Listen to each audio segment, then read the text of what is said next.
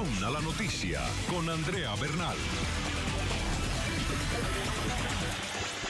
¿Qué tal? Bienvenidos, soy Andrea Bernal, esto es Zoom a la noticia, nuestro lente. Lo enfocamos hoy en Bolivia. Estos son los hechos. El presidente Evo Morales asumió un tercer mandato hasta el 2020 con un importante apoyo popular y un dominio de la Asamblea, donde planteó los lineamientos de cómo será dirigido el país en los próximos años. Es una nueva emoción estar nuevamente acá, asumiendo una enorme responsabilidad de conducir 5 años más de presidente, gracias a la lucha y la conciencia del pueblo boliviano. Hay un debate porque el presidente Morales resaltó los logros alcanzados durante los últimos 9 años y habló de las metas que espera cumplir hasta el 2020, entre las que se destacan continuar con el fortalecimiento de la economía, tener una salida soberana al mar y reestructurar el sistema judicial. Sin embargo, para otras voces, el futuro del país no será tan positivo como lo planteó el mandatario y por el contrario aseguran que Morales debe replantear varias de sus políticas, sobre todo la económica. Con ese tema empezamos Zoom a la noticia. Bienvenidos. Y empezamos este tema invitando a nuestros tuiteros a que respondan la siguiente pregunta en nuestra cuenta @NTN24Zoom. Esta es la pregunta que invitamos hoy. Tras casi una década en el poder, ¿cómo será el tercer mandato del presidente de Bolivia, Evo Morales? Desde ya aceptamos sus opiniones para que hagan parte de este debate. Y el presidente Morales empezó su discurso resaltando los logros obtenidos durante los últimos años por su gobierno. Morales hizo énfasis en los avances económicos y en el respaldo electoral que le ha dado el pueblo boliviano. Crecimiento. Este año, Bolivia es uno de los países de América Latina y el Caribe con mayor crecimiento económico, de 5.5%. El Producto Interno Bruto nominal, el 2005, ¿cuánto era? 9.521 millones. El 2014, 34.000 millones de dólares. De 9.000 a 34.000 millones de dólares. Déficit fiscal. Al 2005, era el último país en déficit fiscal con menos 5.2%. Al 2014, el segundo país de América Latina y el Caribe con un crecimiento de 1.2%. Independencia. Hemos logrado el incremento en la cooperación internacional. Recordarán el 2005 cuando era candidata a la presidencia. El 2002, ¿qué nos decían? Si Evo es presidente, no va a haber cooperación, no va a haber inversión. Ahora se han firmado varios acuerdos de incremento de cooperación internacional sin condicionamientos. Antes, ¿qué nos decían? Ahí están los datos. Si quieres crédito, condicionamiento a privatizar nuestros recursos naturales. Eso ha terminado. Ahora, aquí no mandan los gringos, aquí mandan los indios. Reelección. Desde el 2005, este movimiento político de liberación, entre elecciones y referéndum, ganamos 7 veces. De los 7 veces, 4 veces con más del 60% y 3 veces con más del 50%. ¿Qué movimiento político ha ganado tantas elecciones? Esa es la lucha del pueblo boliviano. De esta manera abrimos nuestra mesa de debate. Saludo desde nuestros estudios en Washington a Jaime Aparicio Otero, ex vicecanciller de Bolivia. Le doy la bienvenida nuevamente. Desde Miami está con nosotros Carlos Sánchez Berzaín, director del Instituto Interamericano para la Democracia. Y desde La Paz, Bolivia, está con nosotros Carlos Romero, exministro de Gobierno, actualmente senador por el Movimiento al Socialismo, Movimiento de Gobierno. Señores, gracias por acompañarnos. Bienvenido, señor Otero. Ayer estuvimos un poco debatiendo los retos del presidente Evo Morales en este mismo espacio, quedaron muchos temas pendientes. Sin embargo, ya hoy, escuchando el discurso del presidente Evo Morales, pueden quedar quizás claros algunos lineamientos. El último ítem del reportaje que vimos hablaba de la reelección. Un tema político que va a recorrer ese tercer gobierno de Morales, sin duda alguna, porque hay que reformar la Constitución para poder optar a la reelección del 2020. Morales entra a este tercer mandato con esa idea en mente. Señor Otero, bienvenido. Bueno, buenas noches, Andrea, un gusto estar contigo y con tu audiencia en América Latina, el Caribe y Estados Unidos. Yo creo que este tercer mandato del presidente Morales se inaugura en un contexto internacional muy distinto y que también tiene repercusiones internas en el país muy distintas, y va a obligar a varios países de la región a modificar sus políticas y a buscar otro tipo de acercamientos, entre esos con los Estados Unidos, por supuesto. Y yo creo que el tema de la reelección va a ser un debate nacional muy importante, porque este tipo de permanencia indefinida en el poder le hace mucho daño a América Latina. En este momento es difícil saber si va a ir por la reforma de la Constitución o va a llamar a un referéndum, pero yo espero que no sea ese el caso y que Bolivia encuentre una alternancia en el poder. Puede ser dentro de su mismo grupo político o la oposición, pero que el país genere nuevos liderazgos. Señor Romero, ¿existe esa posibilidad? Le doy la bienvenida, que existan estos nuevos liderazgos y que realmente, como ha dicho el presidente Evo Morales, que ha dicho que no le interesa esa reelección, no opte por este camino, o dentro de su círculo, de su partido, hay en cambio el interés de que el presidente Evo Morales tenga una reelección indefinida y se pueda reformar la Constitución?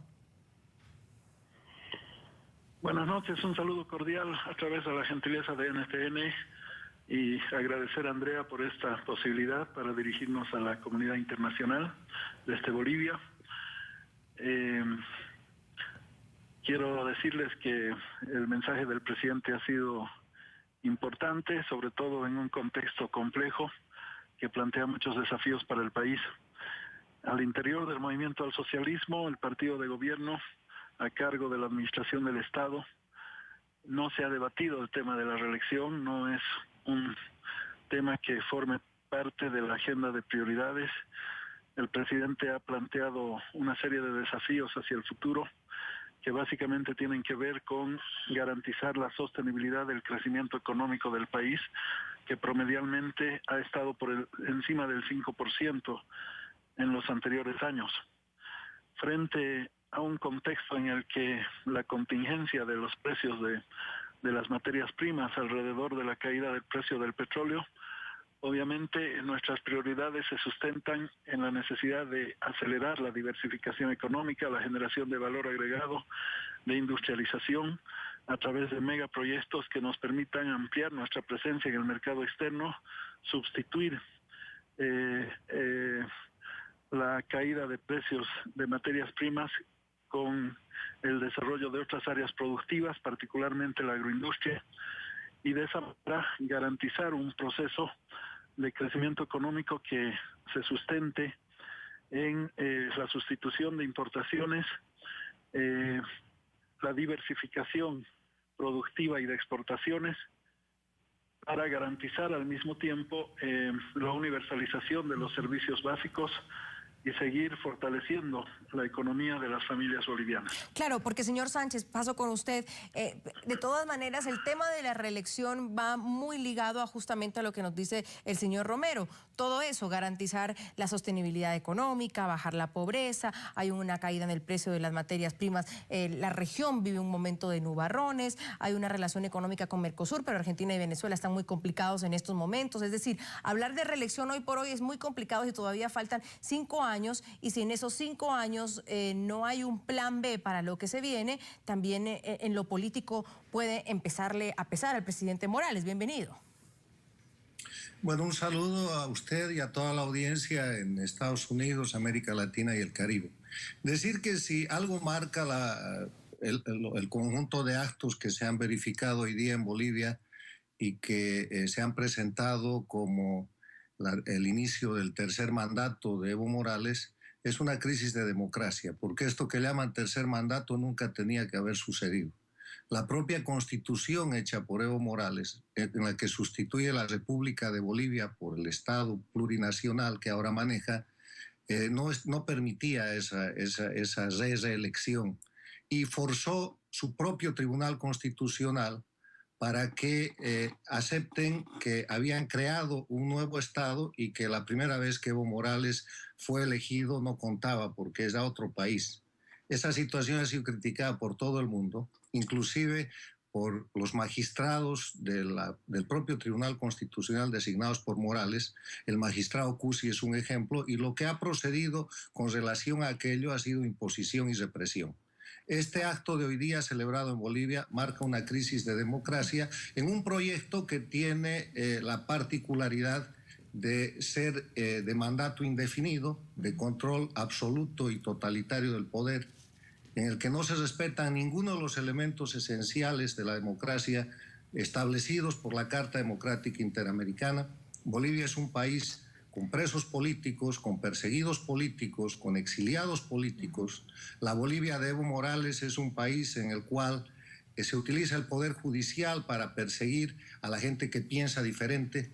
Es un proyecto transnacional que está articulado con Cuba, con Venezuela, con Ecuador, con Nicaragua, y se conoce como el socialismo del siglo XXI, y preguntarnos en este momento si va a haber o no reelección resulta insulso, porque ya se aprobó eso en Venezuela. Chávez lo hizo después de proclamar muchísimas veces que eso no iba a suceder. Sería lo más posible si vemos cómo se han comportado los otros países y los otros gobernantes. Ese es su proyecto, y además está marcado todo para que así suceda, y además ya existe el precedente de que esta posesión que se acaba de realizar es la comisión de un fraude electoral que ha habilitado, que ha comenzado con la habilitación indebida e ilegal de los candidatos que hoy día se están posesionando nuevamente en un mando que no deberían ejercer de acuerdo a sus propias leyes. Sin embargo, señor Otero, y quiero insistir en eso porque también ocurre en Ecuador, lo vemos ya tocando fondo en Venezuela, que hay una amenaza por este freno económico que hay en la región, y eso se traslada y podría verse complicado a lo político. Sin duda, sin ese mismo dinero, sin ese milagro petrolero para algunos países, y en este caso el milagro boliviano que le han llamado mucho, del gas, de las materias primas, si no continúa, como sabemos que no va a ser, porque ya todos han dicho que el 2015 será un año complicado, eso tendrá un resultado quizás negativo para el presidente Morales, con menos obras, menos votos, menos apoyo. Sí, es evidente, sin llegar al extremo de Venezuela, porque ya Venezuela está en el colapso total, y ahí ya se han llegado a extremos que nadie preveía, que es una calamidad completa. Yo creo que Bolivia tiene un contexto muy adverso que va a tener que enfrentar en estos próximos años. Los recursos, el superciclo económico, como se ha llamado, que ha permitido a Bolivia triplicar su gasto público, no tener déficit, por tanto tener acceso a las instituciones, al crédito de las instituciones financieras como la CAF, el Banco Mundial, el BID, todo eso ha generado una gran prosperidad. Lamentablemente, esos recursos, como coinciden todos los economistas serios, no se han invertido ni en crear una sociedad de oportunidades, ni en educación, ni en, sobre todo, ni en crear actividades productivas alternativas para cuando esta crisis pase. Entonces, ahora sí van a entrar en dificultades serias para poder seguir manteniendo esa burbuja que se ha visto en la construcción, en la vida diaria de los bolivianos. Había una sensación de gran auge económico, se abrían Starbucks y Kentucky Fried Chicken, todos los símbolos del capitalismo a la vez estaban creando este ambiente, grandes hipermercados, etcétera. Eso va a empezar a entrar en crisis, salvo que haya una expansión de la economía ilegal, el contrabando, el narcotráfico, pero de otra manera no veo cómo esa bonanza se pueda mantener. Y eso tiene consecuencias políticas muy claras, porque los regímenes unipersonales caudillistas, generan una relación poder-cliente que está basada en, como hemos visto en Venezuela, en bonos, en ayudas, en normas, por ejemplo, dictar una ley que el sector privado tiene que pagar 2 aguinaldos, porque es muy fácil hacer una ley obligando a los otros a pagar. Todo ese tipo de cosas van a cambiar y yo creo que ahora viene un contexto económico negativo, pero además se une a efectos adversos en el escenario regional, el colapso de Venezuela, la casi desaparición del ALBA, la debilidad ahora de CELAC y del propio Mercosur y el acercamiento entre Estados Unidos y Cuba, que deja sin discurso político a muchos de los gobiernos que han acusado a Estados Unidos de conspirar con ellos.